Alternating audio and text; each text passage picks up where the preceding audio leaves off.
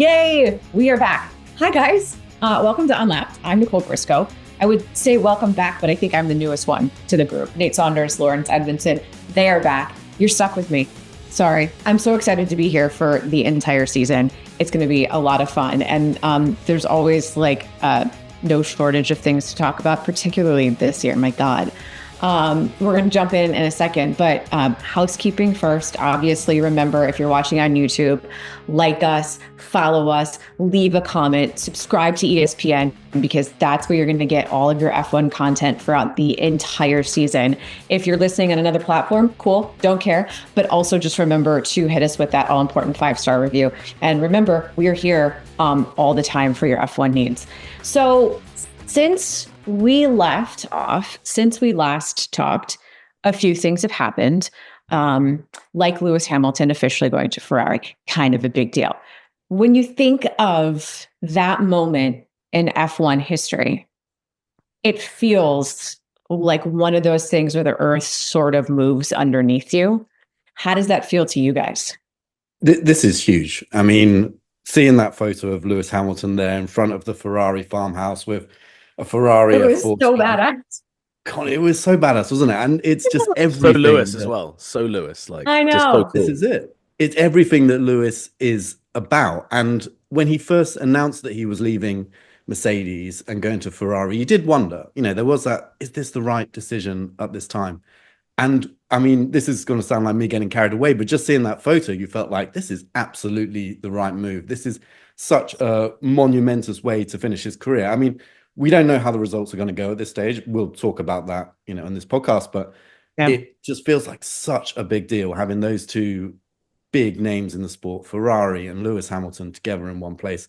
So, I mean, I'm hugely excited about it, and actually more excited about it now. I've seen him in red. I've seen him out on track in the car around Fiorano. All of that has just built the excitement so much. And it's like there's layers to the story as well, isn't there? Because every way you slice it, it's great. So you've got, to Lawrence's point there, just seeing it was amazing. Then you have, how's he going to do? Which Lewis Hamilton have they bought? They've spent a lot of money to get him. There's been questions. Obviously, he had that great win at Silverstone. Was, maybe lost his way a bit with Mercedes. How much of that was down to just losing the love for the situation? And then you have him v Charles as well. So there's just all of these compelling stories to it. And given the fact we're going into what should be a really exciting year anyway, it just feels like a gift-wrapped kind of present for Formula One fans. And I was the same as Laurence and yourself, Nicole. When I saw that image, I was just like, holy moly, this is going to be special. And then we got the images of him in the actual race suit as well. And actually seeing that, the 44 with the background of the Ferrari, with the Ferrari colors and the logo, his new race helmet, which is Modena yellow, which is the backing of I just thought he's absolutely lent into it perfectly. And I mean, long may that continue as well, because it's just been fantastic. Because it's not just a drive. To me, it's not just a new driver joining a different team. It's Lewis Hamilton as a brand, and he's joining that Ferrari brand. So it's the marriage of two iconic brands that sort of opens up this entire new chapter. Obviously, I love the look, because that is a thing, but the look only means so much until we actually see what happens on the track. There are so many questions. You guys talked about it. There are questions about how Ferrari will do. And if you start at the end of last season, there's reason for hope. There's also the question about which, like you said, which version of Lewis Hamilton is Ferrari getting? And then there's the question about Leclerc and how does this affect him, and what is their relationship going to be like? Just in terms of Lewis, which version is Ferrari getting? Are they getting the world champion, or are they getting the guy who maybe lost his way a little bit with Mercedes? Well, he did lose his way with Mercedes, but I think there were a number of quite technical reasons around the car. And some of it is just this generation of Formula One car that he clearly doesn't click with in the same way he did with a previous one. And that applies across all teams, no matter where you go.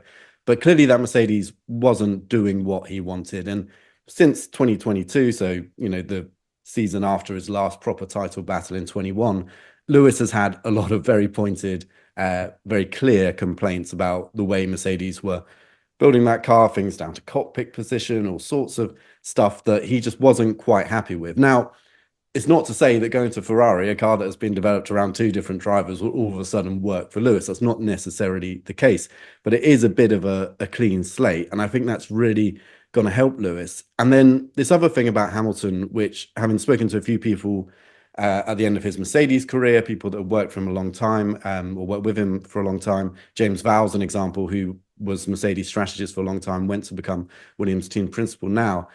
He said the one key thing about Lewis is that when the opportunity is there, when a win is on the line, and also when a championship is on the line, you get this extra level of Lewis Hamilton that you wouldn't necessarily get if the car's fighting for fourth and fifth, which is kind of what we became accustomed to a lot over the last 3 years at Mercedes. So I think if that car is there, and as you said, end of last year, where Ferrari were, there was indication that it will be going into this season, then you're going to get another level. And the other thing that a few people said to me was how Lewis likes to reinvent himself. Every season he comes back, and this is why he was so successful for so long. So easy to look at his career and say he had the best car, all that kind of stuff. But the people that were there that worked with him said he reinvented himself each year, came back stronger each year, might be in completely different ways. Sometimes it's fitness, sometimes it's just his whole mental attitude. Another time he's gone vegan, all this kind of stuff that just helped him find these incremental gains over his career. Well, right now he's absolutely reinvented himself, as we've seen with all those photos and everything coming out of Maranello. So I think even if Lewis wasn't where he should be last year, I think there's reason to believe that he will step up again in 2025. He's a really emotional guy, and he has a real, sometimes people kind of lampoon him for it a bit, but that connection he has with his fan base, what better way to kind of kickstart that passion than going to the most passionate team in Formula One? I mean, every race he turns up to this year, especially early on, when you think about Australians, they've got some great fans there. The fans going to those races will be seeing Lewis in the flesh at Ferrari for the first time. He's got, I think it's, 5 or 6 races in. First race in Italy in a Ferrari when he goes to Imola. He'll be racing, in Miami in America. We'll see him. So every time he goes, that story, even if the story's playing out in the season, he's going for the first time and experiencing that again as a Ferrari fan. And I think that, Lewis just finds that so compelling as well. So I think that's going to add to all of that and just, help him find that level again. So is that enough to help him take him to the next level? Okay, because I guess my question is what are realistic expectations for his season? And sort of going back to what you said about Vowles and the fact that he, as in Lewis, takes it to another level when the win is on the line. If for some reason the first couple of races aren't what they should be or what we think they could be, is that enough to keep this sort of reinvention thing going? Or does it take a step back and we sort of see the Mercedes version of him? So let's just start with the easiest question. I guess, what are the realistic expectations for him this season? Yeah, I mean, I don't want to start sounding like a complete Lewis Hamilton fanboy, because I realize I talked him up quite a lot on that last one, but he is a 7-time world champion, so there's some reason for doing it. But if he has a bad start to the season, I think that is entirely possible as well. We kind of alluded to it, but he's going up against Charles Leclerc, who we know is incredibly fast over a single lap, has shown that his racecraft has come on, leaps and bounds in recent years. And so there is a chance that Lewis goes into this Ferrari team, which, of course, Leclerc has been a part of since 2019, and struggles to match the same pace as Leclerc. We won't know until we get there, but I think that's a very real possibility. But then if you look back at a lot of Lewis's championship years when he was at Mercedes, I'm especially thinking, when he was up against Nico Rosberg, arguably, I think undoubtedly actually his best teammate, or certainly fiercest competitor of a teammate he had during the Mercedes time, he would often start the season a little bit slow. And it was always I wonder what's going on with Lewis this year. Is this the year where it starts to tail off? And then once he gets his head around the car, once he gets fully into it, the progression comes. Now, the question is whether Leclerc's going to give him that opportunity. If Leclerc gets a great start, maybe he'll just push forward and push through. And then the other factor here this year, which I think is what makes it so compelling and so exciting, is that we're not really expecting Ferrari to have the best car by themselves. We're expecting a 4-way battle at certain races this year between Mercedes, Red Bull, McLaren, Ferrari. And so there's every reason to believe that if you are just missing 0.2 of a second, not even that, 0.5 of a second, that can be the difference between being on pole position, being 4th on the grid, if it's 0.2, being 8th on the grid, and all of a sudden your teammate can be at the front. So the small things are going to be huge. But I think if Lewis does make a slow start, one, he's experienced enough. This isn't a rookie. He's not going to get out of his depth or anything like that. I think he'll be able to get his head around it and work his way back into it. And look, he's got a contract beyond 2025 as well. I think he intends to see that through and also see how long he can push it and see how successful he can be. So if that 8th world title doesn't come straight away, which is a big ask, I think you've still got someone who's going to be motivated enough to push through into a new era of F1 in 26. But let's be honest, there's also a difference between, like, he wasn't even in the conversation for an 8th world title the last couple of seasons. He hasn't been in that conversation since basically he left when he lost the title on the last race, last lap of the season. But to even be in the conversation has, like, that's got to be more reinvigorating than it would be anything he's experienced the last 2 years, right, Nate? Yeah, I think so. I think there's a lot to that, Nicole, because I think you could look at Fernando Alonso in a smaller degree at that. When that Aston Martin car in 2023 had that sniff of podiums, Alonso seemed like a different beast altogether. You gave him something competitive, and it was like, he wasn't winning races, but he was finally back at the front end of the grid, and you could see the change it made to him. Last year, I think we saw the reverse of that with Alonso. Not that he was driving badly, but it just felt like he was a bit underwhelmed, a bit deflated. And I think that especially those top tier guys, when they're not in a car that's competitive, it can really mess with their mind, because in their head they say, well, I'm the best driver here. I would be beating these guys if I had the car. And you do need the car in Formula One to win a championship. It's always been the way. So I think being back in that position will be big for Lewis, and that will be another added factor there. I think the Charles factor and that measurement as well will be big for him, because I think Lewis has always loved the challenge of going up against other drivers, whether it be in the same machinery or against Max in 2021. I think he's always risen to that challenge quite nicely. So yeah, I think Ferrari didn't sign him to win races in March, April, or May as well. That's the thing. They signed him to win a championship. So I think that he can take a longer approach to that. It's such a long season now as well. And to that point Laurence made, I think we're going to have a lot of different winners again. You can almost afford to not win early in the season and then come back into it. I mean, look at Lando last year. He was second in the championship, finished nowhere for the first 5 races, and then won in Miami and kind of rediscovered that title form. So I think naturally people are going to judge Lewis's start to the season. I think every lap he does is going to be microanalyzed, but I don't think Ferrari or Lewis are going to panic if it doesn't start out too well, which is actually my prediction too. I think Charles will win before Lewis wins, just given where he's at, given his kind of recent history with the team, and just that bedding in process that Lewis is going to have. It's going to take a while for him to get up to what we expect to be Lewis's best. I kind of like the idea of what Laurence alluded to before, like when you look back at Lewis's career and you think about the teammates that he's had and the most competitive teammates and that compelling in-team rivalry. Like, there was a point when Mercedes looked at Nico and Rosberg and Lewis and said, "You're paying for the damage you're doing to these cars now. Like, this is now coming out of your wallet." That's how intense the rivalry was getting. Does that sort of potential exist within this new Ferrari team? Well, I think the big difference is they're starting from a very different starting point. So with Nico and Lewis, there was this relationship that went back to the days of go-karting. If you trawl the internet, you'll find pictures of Nico and Lewis chilling out in go-karting paddocks. And, they were actually very, very close. Then they kind of grew apart a bit, and then they got thrust back together at this Mercedes team that just absolutely nailed the 2014 regulations. And then they were the only 2 drivers in the title fight. And that all added and added and added. I think to start with, I talked to Charles Leclerc in Baku last year about his expectations of having Lewis come in. And he was really welcoming it, because he said, look, I'm going to learn so much from a 7-time world champion coming in. And also, I think he had that feeling of, I finally get to measure myself against a guy who has, as many titles as anyone else, more wins than anyone else in the sport. And previously, of course, he's had Sebastian Vettel to measure himself against. And you know what? He succeeded. He was faster than Sebastian Vettel when they were teammates at Ferrari. Then he had Carlos Sainz, a driver who I think we may not actually ever know how good Carlos Sainz really is, because of course now he's gone back towards Williams down the grid. And so I think Leclerc is really just looking forward to seeing where he stacks up. And I think they'll come in and they'll be friendly, and neither of them really need to kick anything off early on.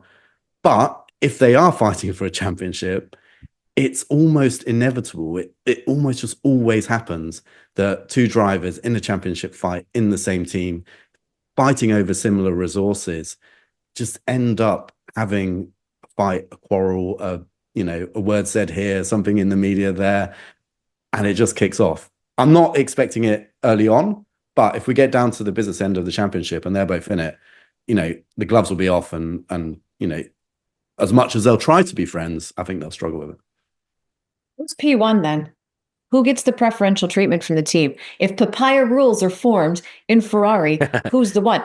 Because inevitably that happens. Like, that is the relationship within Formula One. When you have a teammate, you're not judged against anyone else as much as you're judged against the person that you are racing with in that same team.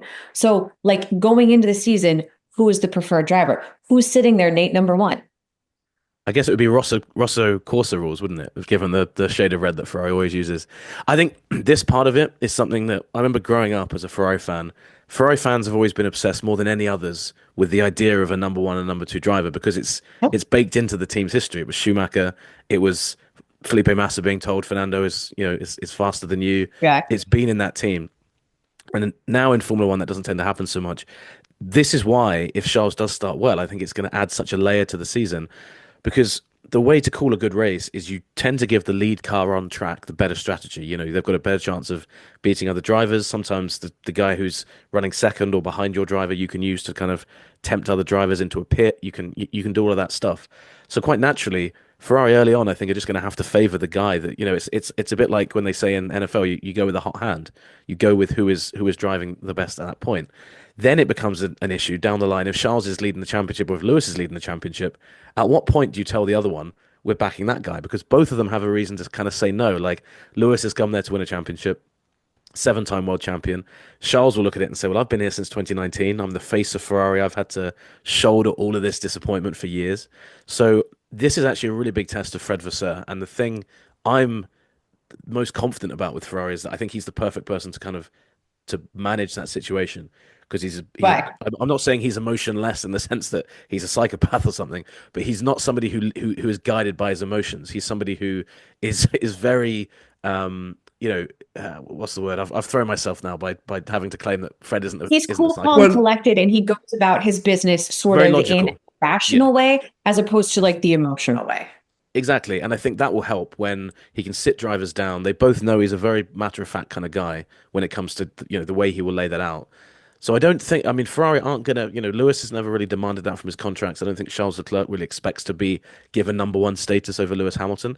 I think that this is the great thing for both of them. That's almost something that you earn by getting ahead in the championship and being mathematically the guy that is in with a shout to win the championship right until the end of the season. Because as soon as one of you isn't, or as soon as one of you looks, like you're kind of dead and buried, you have to go the other way if you want to win the drivers. So I think it's going to be earned on track. And that, again, is why it's as much as I loved Schumacher growing up, it was always he was clear number one, and then he had some poor teammate who basically just had to carry water for him the whole time. That's not the way Ferrari does things now, and they can't really do it either because you look at Max nearly lost the championship last year because his teammate wasn't up to to the challenge that he needed to be. They lost the team championship, so I think they'll earn it on track. You guys feel like in some ways there's been a like start-stop part to Leclerc's career at this point? Because like Laurence, you said, over one lap, he's proven time and time and time again that he is like the fastest guy out there. But it's his racecraft that we've sort of watched, and he's struggled with it at times. And there have been mistakes, some mistakes by Ferrari, but then there are some mistakes that he has made as a driver. So when you look at the fact that he doesn't just have Sainz in the building anymore, now he has a 7-time world champion in the building who we know can do it. How does Leclerc take his game and take it to the next level?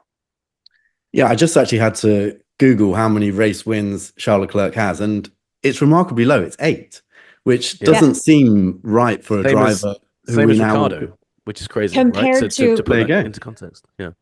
And for a driver who we all consider top, he's been on pole, to compare to the number of times he's been fastest guy out there.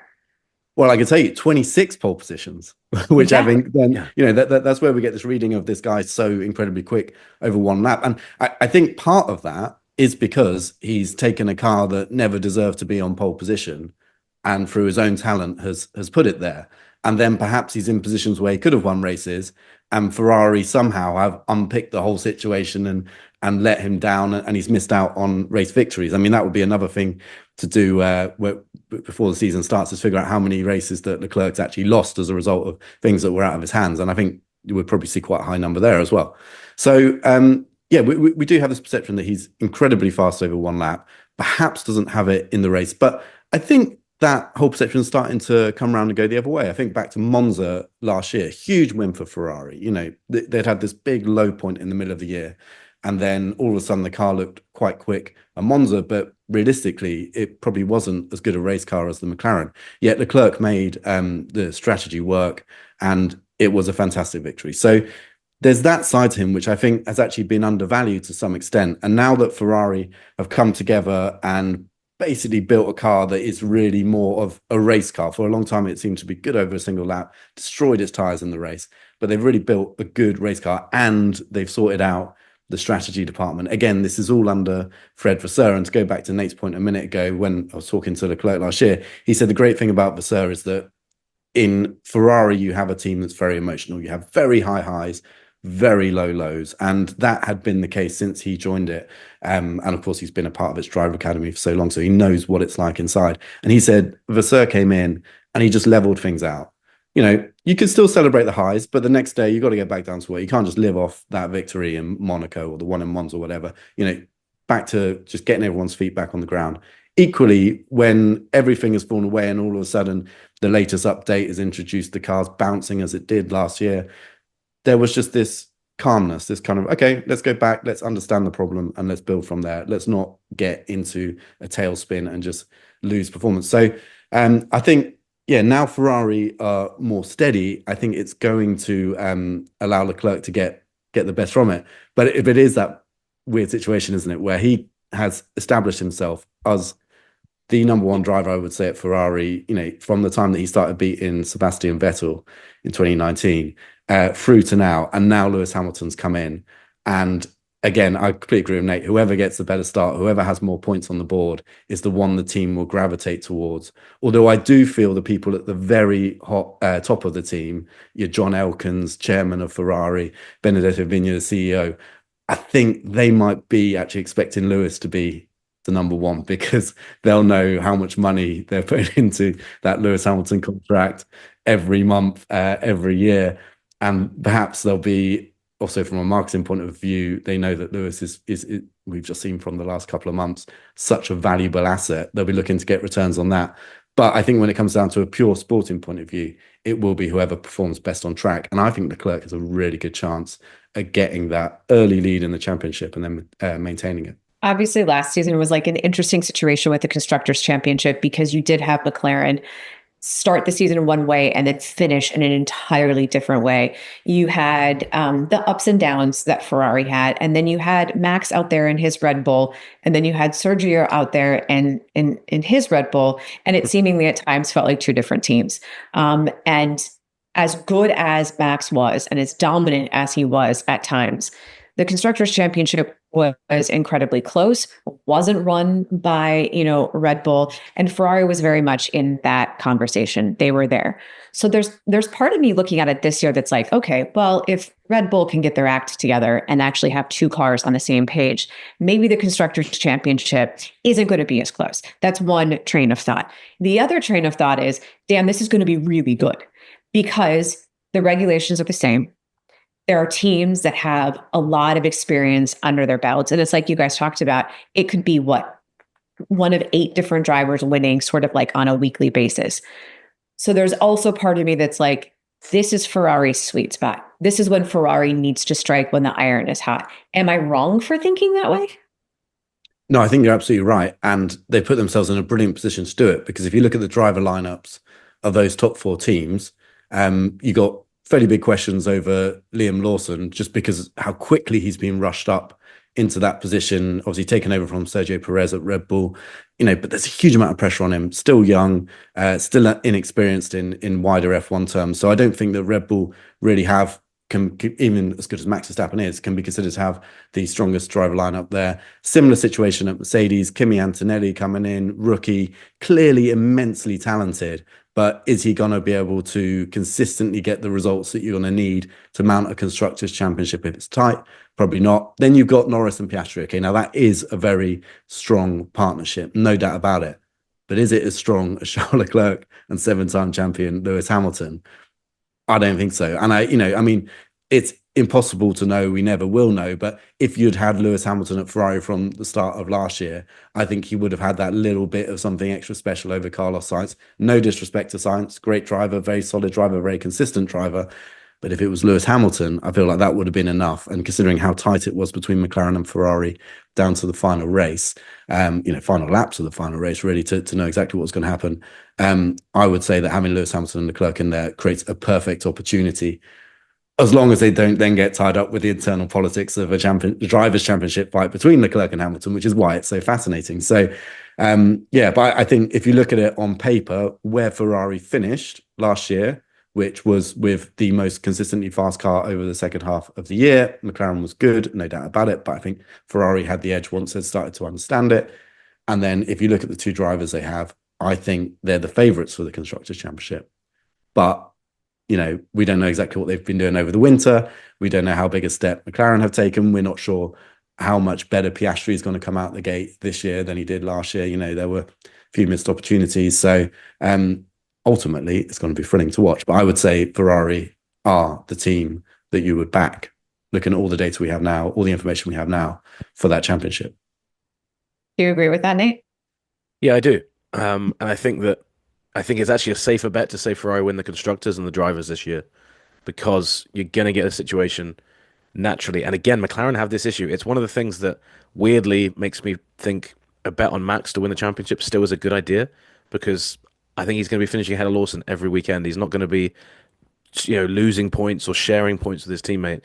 We're going to have races this year where Charles wins and Lewis finishes second, or Lewis wins, Charles is second or third or whatever. And they're just, Ferrari almost have to, do they tell him to stop racing? Do they say, look, we're going to settle for third and fourth here for the constructors? And Lewis is in fourth thinking, well, I need third for the drivers. And they're like, no, but we need, that's where that's going to be really interesting. And the fact that McLaren and Ferrari are probably going to have to be managing that, and Red Bull, I assume, are not going to. If Red Bull can kind of close that gap a bit, I mean, we saw, signs maybe at the end of last year they'd improved that kind of mid-season slump.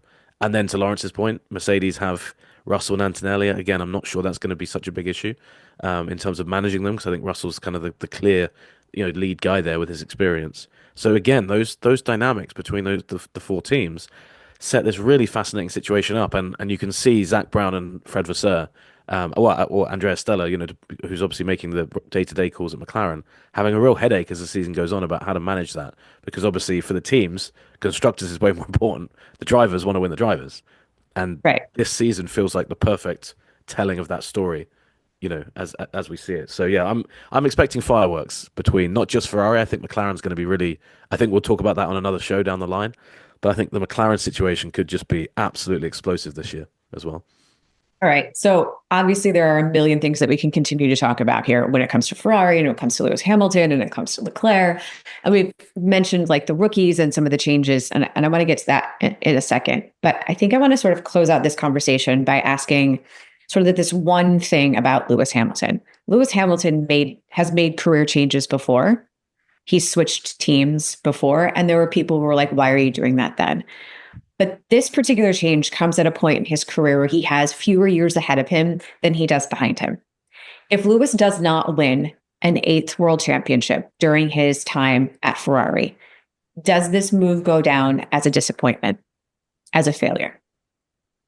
I think it depends if Leclerc does do that, because obviously if Leclerc gets the championship and Lewis doesn't, and then Lewis retires having been beaten by Leclerc, maybe 2 seasons in a row or whatever, then perhaps you could argue, it wasn't the right call. Or even worse, probably from Hamilton's point of view, George Russell goes and wins 2 championships in the Mercedes. Then you can argue, yes, on paper, with the benefit of hindsight, it's going to be viewed as a mistake or a wrong step. But you can't know any of that when you sign for a new team, as Lewis Hamilton did last year for this year. And I still think it's absolutely the right decision, because the legacy of Hamilton is so strong, so rich already. But how much more was he going to add with 2-3 more years at Mercedes. And who knows if he'd got that, because Kimi Antonelli was absolutely knocking on the door to come into that team. And that seemed to be part of the reason why Hamilton felt that actually a switch of team is a good thing to do, because he felt like at Ferrari, he's back to being the center of attention, whereas Mercedes were already looking at what happens after Hamilton. So, from where he was at the start of last year, I think it's absolutely the right decision. And then anyone that kind of then says, oh, well, he didn't win the championship, Leclerc did, or Russell did, or whatever, I think you still got to go back to that point in time, and it was the right decision. And I think it will only add to that Hamilton legacy. I mean, we know how big Schumacher's legacy is, having gone to Ferrari and gone it right there. People still talk about Ayrton Senna and the fact that he wanted to end his career at Ferrari. He never had the opportunity, of course. But Hamilton to do this, I think, is an important thing. It's something he wanted to do, and he's at the stage of his career where he gets to make decisions about what he wants to do. If it doesn't work out, I still think it was the right move at that time. And also, just to put a bow on it, what would you rather do? Never race for Ferrari, or race for Ferrari but not win a championship there? I think for most drivers, if it was, I'll go there and I won't be successful, to that point, exactly. You're part of the story. He'll always be a Ferrari driver, unless it's a complete disaster. He doesn't win anything, unless it's like Schumacher at Mercedes when he, obviously had lost a step and, wasn't the same driver as he was before. Then, yeah, I just see it being like a great ending point to what is already an amazing legacy. So, yeah, I don't think disappointment. I mean, it'll be a disappointment to his fans, because I think his fans think he's already won the 8th, judging by social media. So they'll be in for a rude awakening if he doesn't, because I think they've already got the party planned. I want to talk about some of the drama. So, did you guys watch the show Homeland? I saw season 1, and then I think I stopped watching it just as it got good for some reason. Mary Matheson has all these crazy ideas, and she has the red string going everywhere. That's kind of how I feel about the F1 season this year, because there is a ton of movement. It's obviously not just Lewis Hamilton going to Ferrari. There are changes at Red Bull. There are changes at the Racing Bulls. There are changes at Alpine. There are changes at Haas. There are changes at Williams. It's like a season of change, and it means we also have rookies on the track, which could be a really interesting dynamic when it comes to the actual racing. We'll get to that later. But I think one of the more interesting situations is what's happening at Alpine. Not only did Esteban Ocon sort of leave unceremoniously at the end of last season after the drama there, then you're introducing Jack Doohan. And then, oh, by the way, now we have Franco Colapinto in the fold. So before I say too much, Nate, what the hell is happening at Alpine? Yeah, I mean, Alpine have done that thing that a few teams do every so often, where they've signed 3 drivers and they've got 2 race seats. Now, obviously, Colapinto's coming as a reserve driver. Doohan is their quote-unquote man for the race seat alongside Pierre Gasly. But I think that most of us now expect that that's not really the case. I actually think Colapinto's signing was a fantastic idea. I mean, he was a bit of a revelation last year. But they've put themselves in this bizarre situation, because you're starting the season with 1 driver, and most people think that Colapinto will be in the car sooner rather than later. There's reports that Miami is when his contract says he'll be in the race seat. Now, we haven't been able to stand that up, ourselves, but you can certainly see that. I mean, Colapinto was such a big deal last year in that spell with Williams. So yeah, to your point about the the strings and everything like that. I mean, a lot of people have already kind of been doing the research and doing their homework on it, and Doohan last year getting that Abu Dhabi chance increasingly seems like they were kind of throwing him in the deep end to see how he reacted to that. He got the race seat based on a test he did in the summer where he was tested alongside Mick Schumacher, and I've never fully thought that Alpine were fully behind Jack Doohan in the same way they were behind Piastri a few years ago. Obviously, they lost Piastri because they managed the situation so badly, and signing Colapinto, it's a big sign that, hey, we don't think that this guy is the long term, because you don't sign a driver who's that good, who's that exciting, and who is that race ready. Most reserve drivers, it's like Guan Yu Zhou going to Ferrari. No one's like, oh, suddenly Lewis and Charles are under pressure. It's a different type of signing. And, why you don't why not just put Colapinto in the car? If your belief is that Doohan's not ready, if your belief is that Colapinto is the guy of the future, why make it messy? Just go with the guy you think is the future now. The way I see it is that Doohan's going into this year, given that race drive, probably has a contract that at least says you've got to race at some point. He did race in Abu Dhabi last year, actually. They got Ocon out the car early to bring Doohan in. But then it will be a case of, can he just perform on a level that makes it impossible to replace him? And that's the kind of pressure that I think Doohan now faces. Because if he doesn't, and especially if there are some commercial deals that they can link with Colapinto, if Doohan's just looking fairly average next to Pierre Gasly, why wouldn't you bring in Colapinto and give him a punt and bring in that money into the team? So, it's a messy situation, but it kind of came about because they missed out on Sainz, and then they were scrabbling around for a driver. And, I think actually towards the end of last year, there was this real realization that you probably should give youth a chance, and you probably should give some of these drivers in F2 a shot in F1 because of what Franco did, which was get in a Williams and perform. Because the Constructors' Championship is as important as it is in terms of influx of money, because that's where the money is made for F1 teams. And because of the money that Colapinto does bring to the table, there are a million reasons why introducing him into the race seat in Miami makes sense. But for the other reasons, is that too long? Can they wait that long to introduce the better guy? Yeah, I think the problem Doohan has straight off the gun is that we all assume it's happening. It's when, not if, right? It's a bit like we had with Ricardo towards kind of like Singapore last year. It became obvious this is something that's going to happen rather than is it going to happen? And then the questions just keep coming, the pressure ramps up. And do you remember last year, Nicole, they had all of those moments where Ricardo would do something bad and they'd just zoom to Liam Lawson in the garage, like watching, Franco Colapinto is going to be in the same position for a lot of races. That's going to happen again. And, Jack Doohan obviously isn't aware of that when he's in the car, but it creates memes, it creates talking points, it creates all of this stuff, and it's just impossible to get away from. So, yeah, I mean, Miami would be my prediction, but I think you're right. I think if they're going to do it, and Flavio Briatore as well is the sort of guy that would make that decision in a heartbeat if he felt he needed to. He does have ties with Doohan, but Briatore is always kind of operated in that kind of way. Just very ruthless. Just do what you think is the right call for the team. So yeah, and I mean, imagine if Doohan has a terrible Australian Grand Prix, you've suddenly got a decision to make there where you're like, well, it's on us if we continue with this guy and he's bad because we have his replacement already waiting to start. So I think you're right, Nicole. I think that's all on Doohan. But the sad thing would be if Doohan actually smashes it out of the park for those first flyaway races, gets to Miami, and then is replaced anyway. And then you would ask the wider question of well, what was the whole point in doing that? Doing that anyway. Didn't mean to make that pun. But yeah, so you would, yeah, it does seem like through those circumstances Laurence laid out, they've kind of ended up in this strange situation. But yeah, I'd love it if Doohan did perform well and kind of delay this. That would be great as well because it would suddenly give the whole storyline kind of a different edge to it. Is there a path for Doohan to stay in for? Let's just live in a world for a second where he does smash it out of the park the first handful of races, and then it becomes an interesting conversation for Alpine, and they make the switch to Colapinto anyway. So let's just live in that world. Is there an avenue in which Doohan can still keep a foot in the door in Formula One if that's the way the beginning of the season goes? I'd like to think so. It does feel a little bit inevitable, doesn't it, that Colapinto is going to get that seat.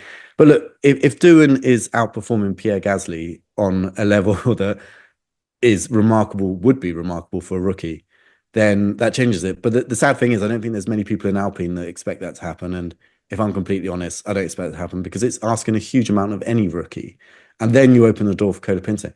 Now, the other way that Doohan maybe has a longer term future is that if he does hang on in a reserve seat and, maybe do the Red Bull thing where we've seen drivers being moved out of seats, but then hang around long enough that they can then get promoted again, then perhaps, there's an option there. But it does feel like Doohan's got a handful of races to really make his mark.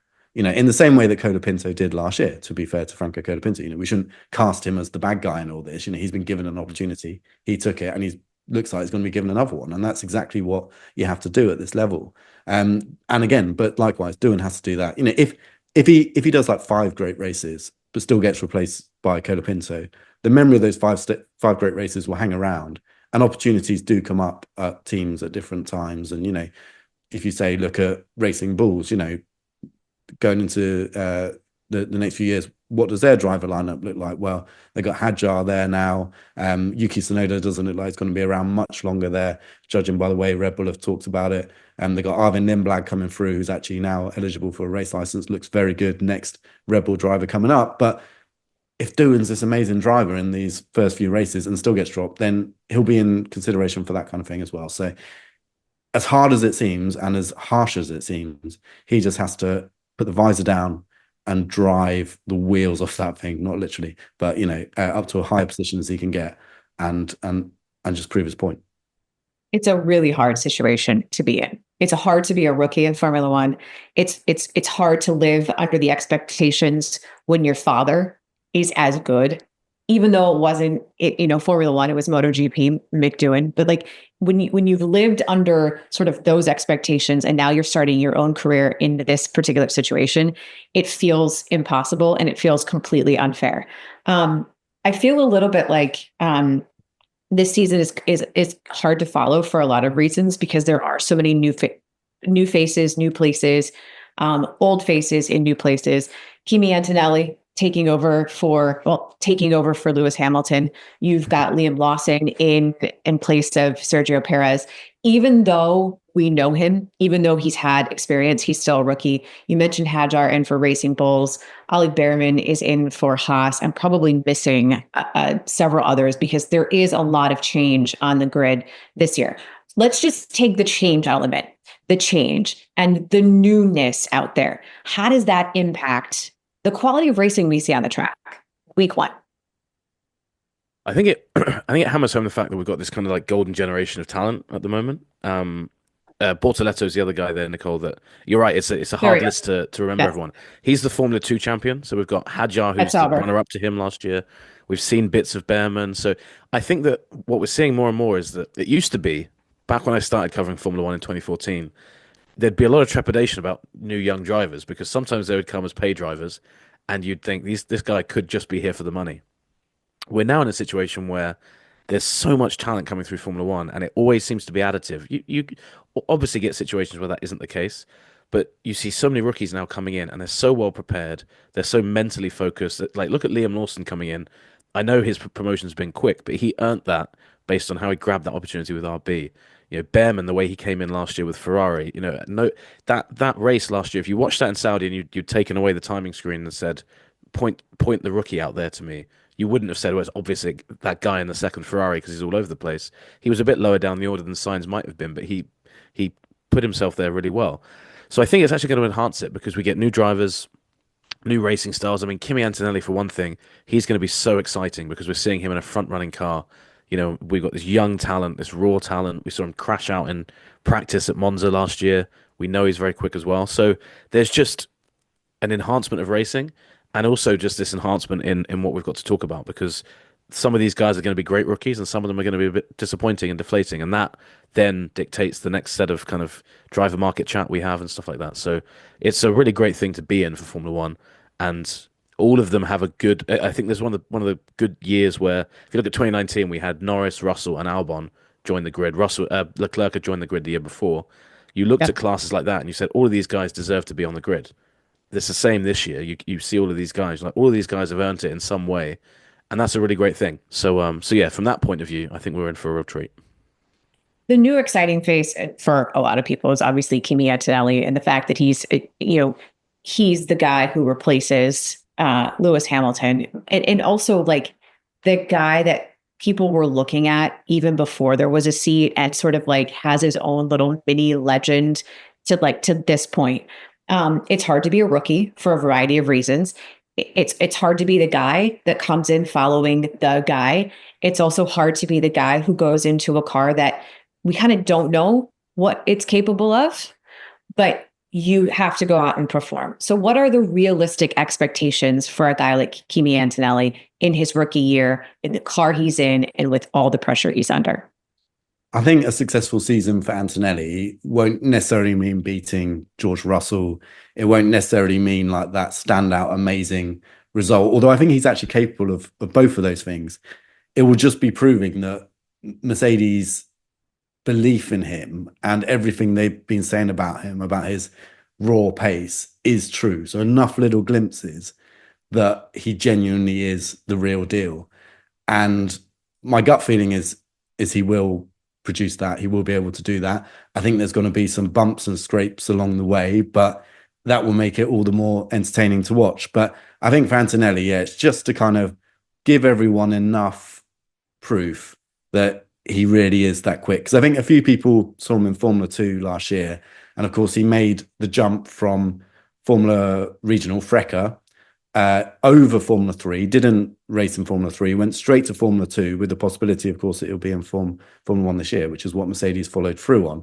And in Formula 2, I mean, there were lots of reasons. His Prema team struggled. His teammate was Behm, and he actually beat Behm. But, you know, there were lots of reasons that it didn't quite come together.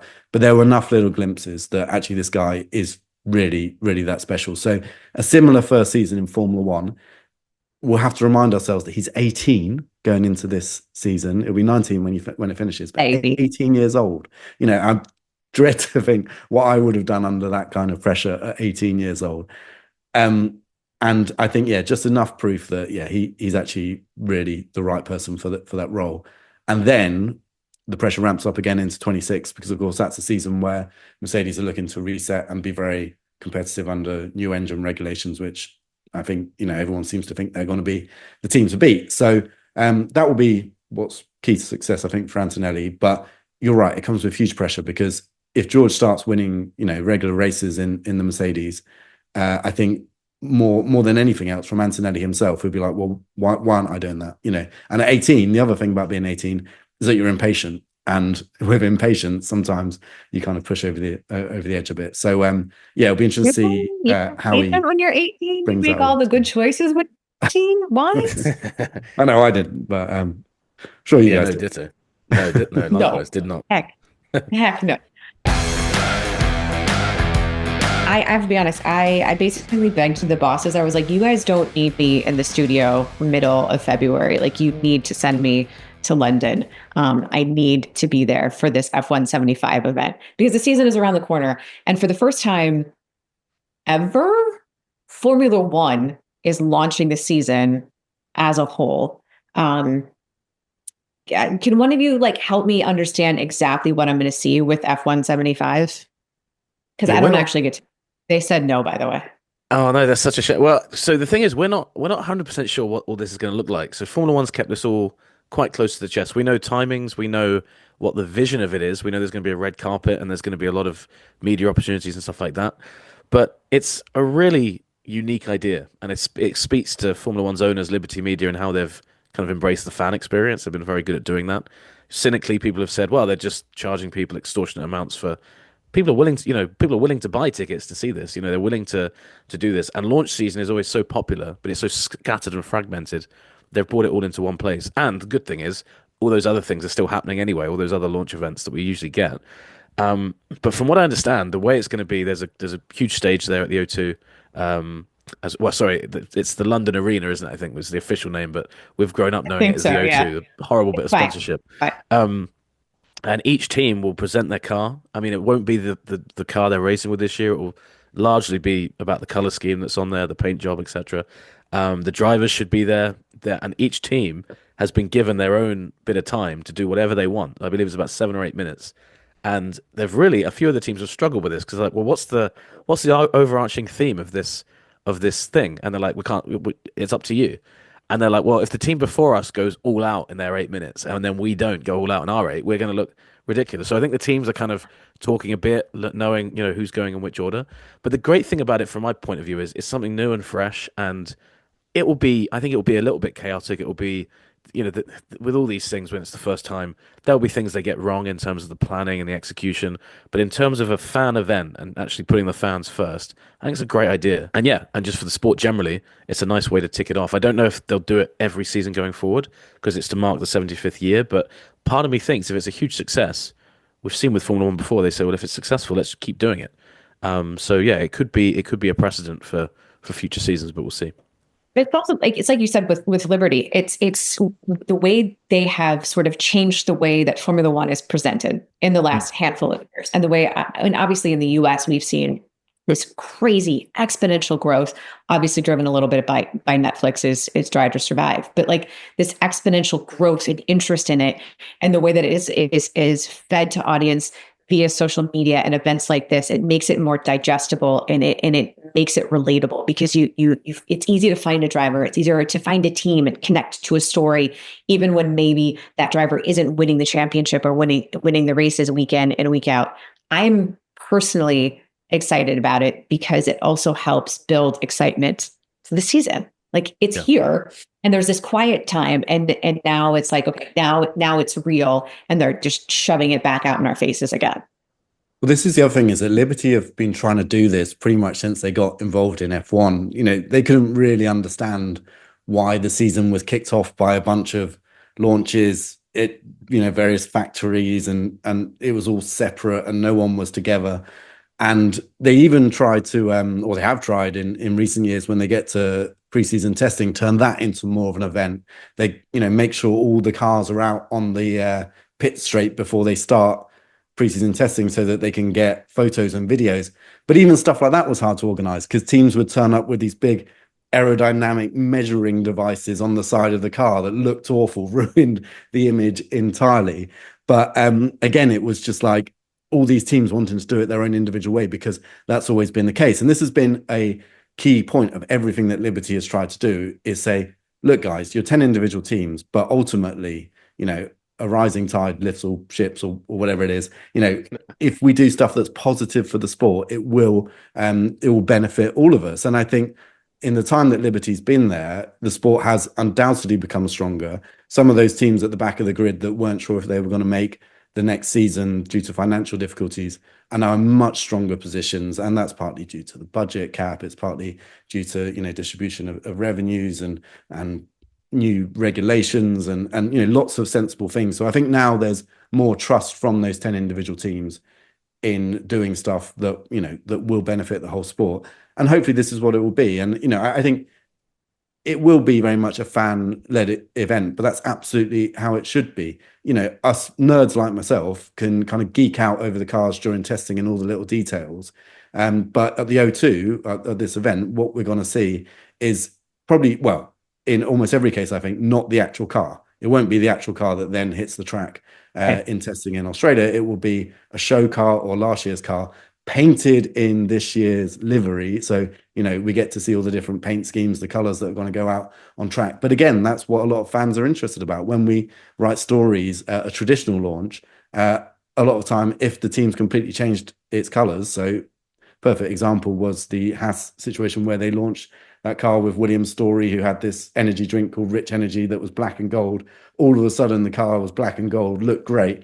And that's all fans cared about. They didn't care that, you know, they're taken over last year's Ferrari suspension instead of this year's or whatever. You know, those weren't the important details. So I think in that sense, just in terms of bringing the show, it's there. If you don't want to watch it, if that doesn't appeal to you, don't bother. You only have to wait a few days until preseason testing kicks off. But I think for most fans, it will actually be a fun experience. I can't wait. I'm so excited for this season. It's like, it's okay. Let's go. Let's do this. I can't wait for these conversations the rest of the season as well. Thanks for having me on. If you have been listening, thank you.